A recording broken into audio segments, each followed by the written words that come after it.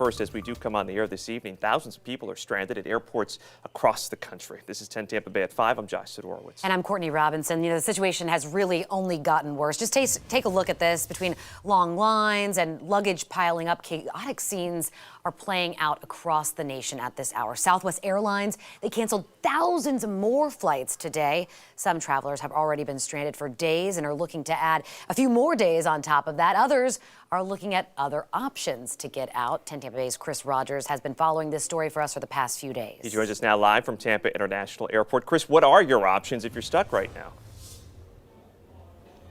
Well, Courtney, Josh, when it comes to air travel, quite simply, there aren't many options. With thousands of flights canceled across the country, 113 of them just at TPA alone, customers are being told they won't be able to fly out for days. Now they're turning to other means to get where they need to go.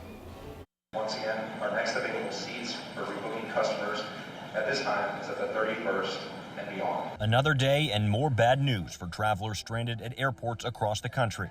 Been in here for 2 days now, never made it out. People now looking to escape the travel nightmare by hitting the road. We're hoping we can drive that 4.5 hours. Dev McDowell and her grandfather had to get creative after her flight home to Tampa was canceled. My grandfather luckily has a van that's kind of like an RV.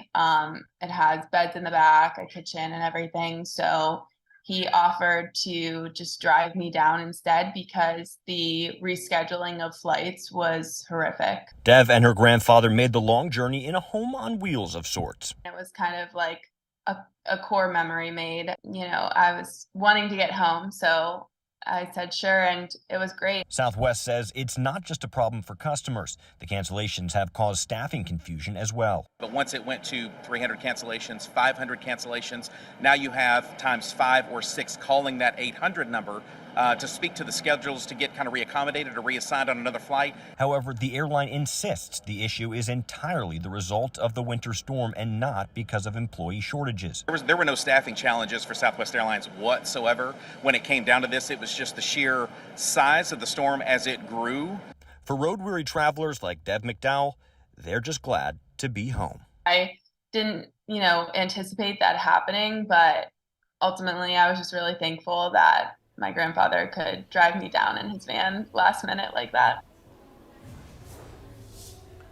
Now, Josh, Courtney, not everyone has a different option. So the big question now for travelers is, what do I do now? Southwest tells us you can request a full refund or a travel voucher that doesn't expire, but plan to wait a few hours on the phone or in line.